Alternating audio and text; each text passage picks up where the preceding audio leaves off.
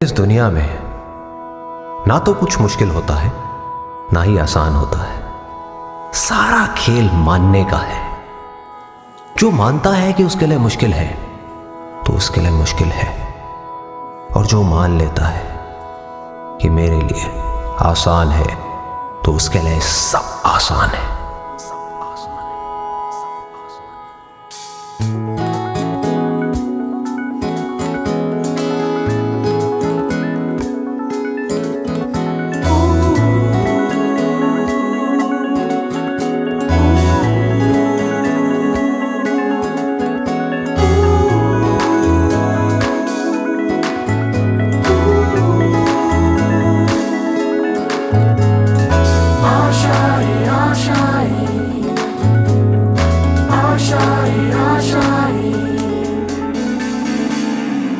तेरी वो रफ्तार हो, रोके से भी तू ना रुके, हासिल कर ऐसा शिखर, पर्वत की भी नजरें उठे।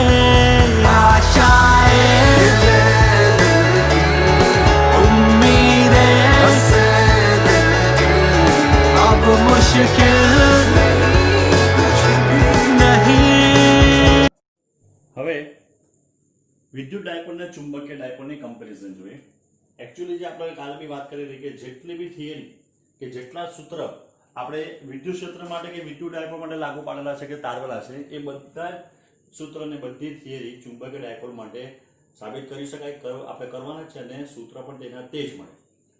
તો આપણને ખબર છે કે ડાયપોલ બરાબર છે, આ એની ડાયપોલ મોમેન્ટની દિશા p। तो जो अक्ष એટલે આપણને ખબર છે કે આ તો અક્ષ પર આવેલા કોઈ પણ બિંદુ પર આવેલા જેનાથી કેટલા અંતરે હોય, r અંતરે હોય, તો આપણને અક્ષ પર સૂત્ર કયું મળે, 2kp * r, r² - a² આખાનો સ્ક્વેર * p। જ્યાં p k એટલે કોણ, તો k એટલે 1/4πε0। જ્યારે આપણે કે r much greater than a હોય, કારણ કે આપણને ખબર ડાયપોલ બહુ પરિમિત અંતરે હોય, તો આપણે સૂત્ર ભણી ચૂક્યા છે કે ભાઈ એક્સિસ ઉપર જે છે એ સૂત્ર કયું આવે, તો 2kp / r³ * pk। તો એ સેમ સૂત્ર અક્ષ ઉપર કોના માટે, તો જો અહીંયા બી આ ડાયપોલ મોમેન્ટની દિશા થઈ ગઈ, બરાબર છે અહીંયા। એટલે હવે અહીંયા અક્ષ ઉપર ચુંબકીય ક્ષેત્ર, તો અહીંયા જો k જગ્યા પર કોણ છે, μ0/4π, અહીંયા k બરાબર કોણ આવે, તો μ0/4π 2, તો 2। અહીંયા વિદ્યુત ડાયપોલ મોમેન્ટ, અહીંયા m એટલે ચુંબકીય ડાયપોલ મોમેન્ટ, r એટલે ડિસ્ટન્સ, એના કેન્દ્રથી r અંતર આવેલું બિંદુ p કે આપણે જે મૂકતા હોય, બરાબર। જ્યારે અહીંયા બી r મચ પર ગ્રેટર ધેન l, અહીંયા બે વિજાતીય વિદ્યુત ભાર વચ્ચેનું અંતર આપણે 2a લખતા છે, અહીંયા બે ધ્રુવ વચ્ચેનું અંતર આપણે 2a લખતા છે। તો b અક્ષ ઉપર કે એક્સિસ ઉપર જે આપણને મળે સદિશ સ્વરૂપે લખીએ તો μ0/4π 2 m સદિશ અપોન અહીંયા સ્ક્વેર, એટલે અહીંયા r ક્યુબ થઈ જવાનું। એટલે જે ડાયપોલ મોમેન્ટની દિશા હોય તે દિશામાં આપણને તે ચુંબકીય ક્ષેત્ર મળે। ડાયપોલ માટે વિષુવરેખા પર સૂત્ર તારવ્યું કે આપણે -kp r² + a² 3/2 * p કે જે ડાયપોલ મોમેન્ટ દિશાની વિરુદ્ધ દિશામાં આપણને વિદ્યુત ક્ષેત્ર મળતું હતું। r much greater than a માટે તો આપણે એમ કહેવાય કે ઇક્વેટર ઉપર માત્ર kp / r³ pk। તો અહીંયા પણ સેમ સૂત્ર b ઇક્વેટર ઉપર જે આપણને મળવાનું એ μ0/4π m/r³ સદિશ m પર લખવું પડશે માઈનસ, એની વિરુદ્ધ દિશામાં આવે। એટલે મૂલ્યની દ્રષ્ટિએ વાત કરીએ તો મૂલ્યની દ્રષ્ટિએ જો કે જ્યારે અક્ષ ઉપર હોય તો 2 આવે, વિષુવરેખા ઉપર હોય ત્યારે 2 નહીં આવે અહીંયા, બરાબર। બાકી બધું તેનું તે। આ જે 2 જે છે એ ક્યારે આવે, તો જ્યારે અક્ષ ઉપર સૂત્ર હોય તો ત્યારે μ0/4π 2m/r³, અને ઇક્વેટર પર કેટલું આવે તો μ0/4π m/r³, બરાબર છે।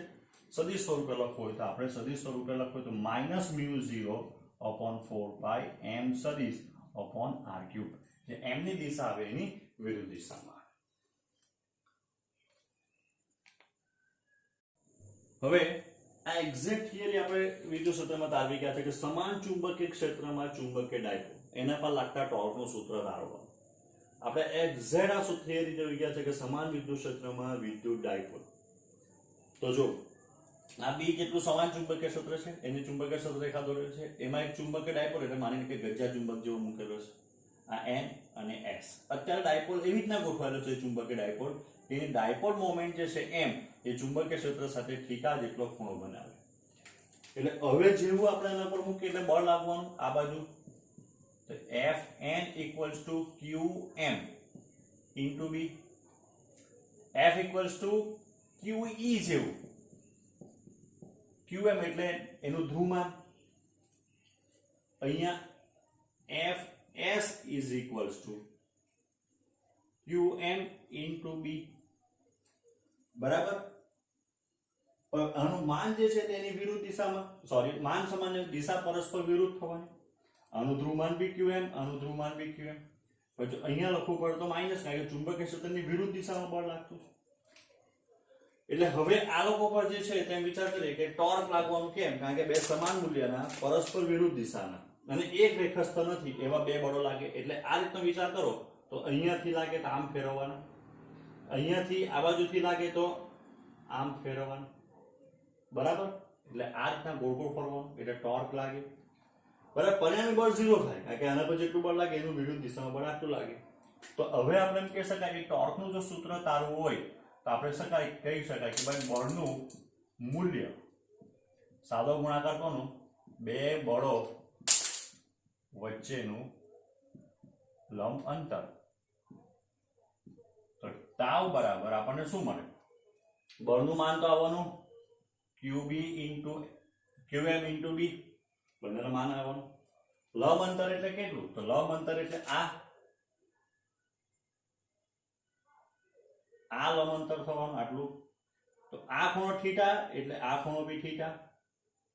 સામેની બાજુ જોઈએ તો સામેની બાજુ બરાબર કર્ણ ગુણ્યા sin થીટા. તો કર્ણ તો 2l છે ઇન્ટુ sin થીટા એટલે આવી ગયો 2l ઇન્ટુ sin થીટા. તો therefore ટાઉ બરાબર Qm into 2l b sin theta. તો Qm ઇન્ટુ b એટલે કોણ થઈ ગયું, ચુંબકીય dipole moment M, b sin theta. ત્યાં આવતું હતું PE sin થીટા, અહીંયા આપણને મળે MB sin થીટા, બરાબર. સદિશ સ્વરૂપે લખવાનો વિચાર કરીએ, બરાબર છે. તો સદિશ સ્વરૂપે કેવી રીતે લખી શકાય, તો જો અહીંયા ડાયપોલ મોમેન્ટની દિશા જે છે તે આમ છે, આ રીતે. ચુંબક આ ડાયપોલ મોમેન્ટની દિશા એમ દેખાતું છે કે જરાક જોવા દે ભાઈ, નથી દેખાતું, હા હવે દેખાય. ડાયપોલ મોમેન્ટની જે દિશા છે તે આ બાજુ, ચુંબકીય ક્ષેત્ર B ની દિશા આ બાજુ, બરાબર છે. તો ટોર્કની દિશા પહેલા પરિણામી એટલે કે પ્રેક્ટિકલી ટોર્કની દિશા કઈ આવે, તો આપણે વાત કરી કે આ રીતના જો લાગતું છે તો અંદર જે ડાયપોલ જે છે તે આમ ફરવાનો સમઘડી દિશામાં, બરાબર છે. સમઘડી દિશામાં જ્યારે ફરે, બરાબર છે, તો ત્યારે ટોર્ક કઈ દિશામાં લાગતું હશે, તો આમ, બરાબર. આપણી પાસે સૂત્ર છે ટાઉ બરાબર I ઓમેગા, બરાબર છે. એટલે જે દિશામાં ઓમેગા હોય તે દિશામાં ટોર્ક આવે. બધી ચકટી વાળી વાત, 2 રૂપિયા વાળી, 5 રૂપિયા વાળી, કે આમ ઉપર જાય, બરાબર છે. તો એમાં બી એવું જ થાય કે જો આ રીતનું આમ ફરતો તો ઉપરની દિશામાં ઓમેગા હોય ને જે દિશામાં ઓમેગા હોય તે દિશામાં જ આપણે એમ કહી શકાય કે ટોર્ક હોય. તો અહીંયા આમ ફરવાનું તો અંતરની બાજુ હશે, બરાબર છે. એટલે અહીંયા M ક્રોસ B કરીએ ને, M ક્રોસ B તો અંદરની દિશામાં જાય. એટલે થિયરી ને પ્રેક્ટિકલ બંને મેચ કરવો હોય તો ધેરફોર કહી શકાય કે ટાઉ બરાબર M ક્રોસ B. ત્યાં કયું સૂત્ર મળતું હતું, P ક્રોસ B E, તેવું અહીંયા M ક્રોસ B, બરાબર. એટલે અહીંયા તમે જો કે ટાઉ બરાબર MB sin થીટા. તો M બરાબર ટાઉ અપોન B આવવાનું. sin થીટાને જો આપણે ધ્યાનમાં નહીં લઈએ, કારણ કે આપણે એકમની વાત કરતા છે, તો M બરાબર ટાઉ એટલે ન્યૂટન ઇન્ટુ મીટર, કોઈને યાદ હોય તો, અપોન ટેસ્લા. તો M બરાબર ન્યૂટન ઇન્ટુ મીટર એટલે જૂલ પર ટેસ્લા. જે આપણે ગઈકાલે જોઈ ગયેલા કે M નો એક એકમ બી આપણને કયો મળે, તો જૂલ પર ટેસ્લા. તે આ સૂત્ર પરથી આપણને મળી જાય.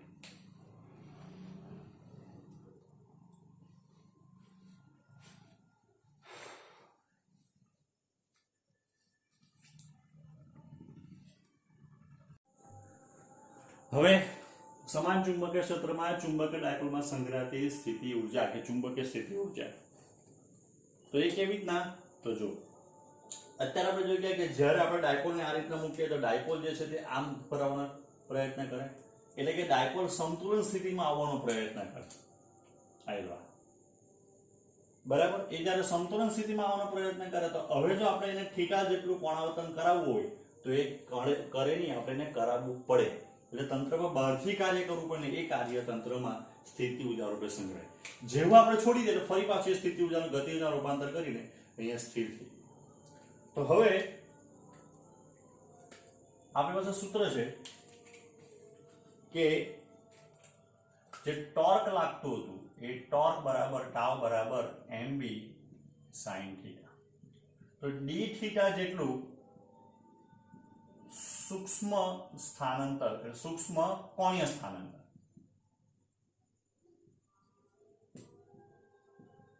સ્થાનાંતર કરવા માટે કરવું પડતું કાર્ય. તો dw બરાબર tau into D theta, f equal બળ ગુણ્યા સ્થાનાંતર જેવું. તો therefore dw બરાબર ટાઉ એટલે એમ કે mb sin theta into D theta. હવે θ1 થી θ2 જેટલું કોણીય સ્થાનાંતર કરવા માટે કરવું પડતું કાર્ય. તો એ કાર્ય આપણે કેવી રીતે શોધી શકાય? સંકલન કરવું પડે. બરાબર. તો therefore w બરાબર integration mb sin theta d theta, θ1 થી θ2. w બરાબર mb sin નું સંકલન થાય minus cos theta, θ1 to θ2. w બરાબર minus mb cos θ2 minus cos θ1 upper limit minus lower limit. તો સૂત્ર આપણને મળે. પણ જ્યારે હવે θ1 બરાબર 90 હોય, એટલે કે જો b આમ હોય ને m આમ હોય, ડાયપોલ આમ લંબ ગોઠવાયેલો હોય, ત્યારે θ1 ઇક્વલ્સ ટુ જો 90 આવે અને θ2 બરાબર જો થીટા લઈએ તો w બરાબર આપણને માઇનસ mb cos થીટા, કારણ કે θ1 બરાબર 90 cos 90 એટલે 0. તો હવે આટલી જ ઊર્જા શું થાય? જેમ કે વિદ્યુત સ્થિતિ ઊર્જા રૂપે સંગ્રહાય માઇનસ mb cos થીટા, અથવા કહી શકાય કે u બરાબર માઇનસ m ડોટ b. આટલી જે છે એને શું મળે? તો એ સ્થિતિ ઊર્જા જે એની અંદર સંગ્રહાય કે જ્યારે ડાયપોલને આપણે સમાન ચુંબકીય ક્ષેત્રમાં મૂકવામાં આવે ત્યારે. આપણે ત્યાં વિદ્યુત ક્ષેત્રમાં ચર્ચા કરેલી છે કે થીટા બરાબર 90 માટે શું થાય?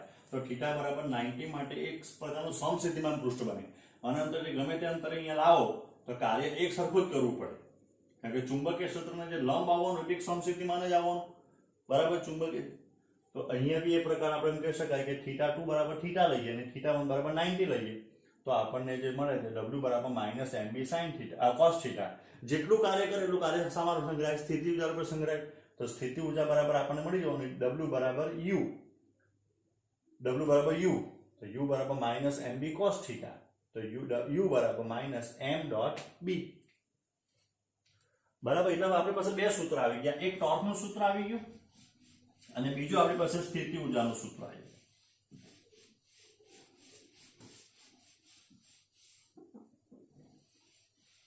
તો જો આપણી પાસે જે સૂત્ર છે ટાઉ બરાબર, તો ટાઉ બરાબર સૂત્ર છે mb sin થીટા અને u બરાબર સૂત્ર છે minus mb cos theta. Theta બરાબર 0 તો ટાઉ બરાબર 0, પણ u બરાબર માઇનસ mb cos 0, cos 0 એટલે માઇનસ mb. તો ત્યારે કોઈ પ્રકારનું ટોર્ક લાગતું નથી. ત્યારે કોઈ પ્રકારનું ટોર્ક નહીં લાગે જ્યારે ડાયપોલ મોમેન્ટ એટલે કે m અને b એકબીજાને સમાંતર હોય, n અહીંયા આવી જાય અને s અહીંયા આવી જાય, આમ ગોઠવાયેલું હોય, ત્યારે એમ કહેવાય કે ડાયપોલ મોમેન્ટ અને ચુંબકીય ક્ષેત્ર એકબીજાને સમાંતર હોય ત્યારે ટોર્ક 0 થઈ જાય અને આ સ્થિતિ ઊર્જા લઘુત્તમ થાય, મિનિમમ થાય, માઇનસ mb 0 ની એ લઘુત્તમ થાય. તો આ જે છે એમ કહેવાય ડાયપોલની આપણને સંતુલન સ્થિતિ કે સ્થિર સ્થિતિ મળે આપણને. થીટા બરાબર 90 મૂકો તો થીટા બરાબર 90 બરાબર ટાઉ મેક્સિમમ થશે તમારું, કારણ કે sin 91 બરાબર mb થવાનું, બરાબર. અહીંયા u બરાબર 0 મળે, કારણ કે cos 90 બરાબર 0 થાય તો ખોટો કે -mb cos 90 ને cos 90 એટલે 0. તો ત્યારે સ્થિતિ ઊર્જા 0 થઈ ગઈ, ત્યારે ટોર્ક કેટલું થઈ ગયું? mb જેટલું થયું, બરાબર. મેક્સિમમ ટોર્ક લાગે અને થીટા ઇક્વલ્સ ટુ જ્યારે 180 આવે ત્યારે ફરી પાછું ટોર્ક જે કેવું થાય? 0 થાય. પછી u બરાબર જે છે એ -mb cos 180 એટલે -1, તો u બરાબર mb મળે, જે પ્લસ mb મળે આપણને, બરાબર છે. એ પ્લસ mb મળે એટલે એનો અર્થ શું થયો કે પ્લસ mb મળે એટલે આ જે સ્થિતિ છે એના ઉપર મહત્તમ સ્થિતિ ઊર્જા આવે, અને જેમ સ્થિતિ ઊર્જા મહત્તમ થાય તેમ તે તંત્ર સૌથી વધુ અસંતુલિત હોય. એટલે જ્યારે ડાયપોલ મોમેન્ટ m ને s n ને s આમ ગોઠવાય, ચુંબકીય ક્ષેત્ર b આ બાજુ છે, ડાયપોલ મોમેન્ટ m એકબીજાને પ્રતિ સમાંતર થાય, ત્યારે શું થાય? તો ત્યારે થીટા બરાબર 180 થાય અને ડાયપોલની આ સૌથી અસંતુલિત સ્થિતિ આવે. સૌથી વધુ ડાયપોલ જે છે એ અત્યારે એમ કહેવાય અસંતુલિત સ્થિતિમાં છે એમ કહેવાય.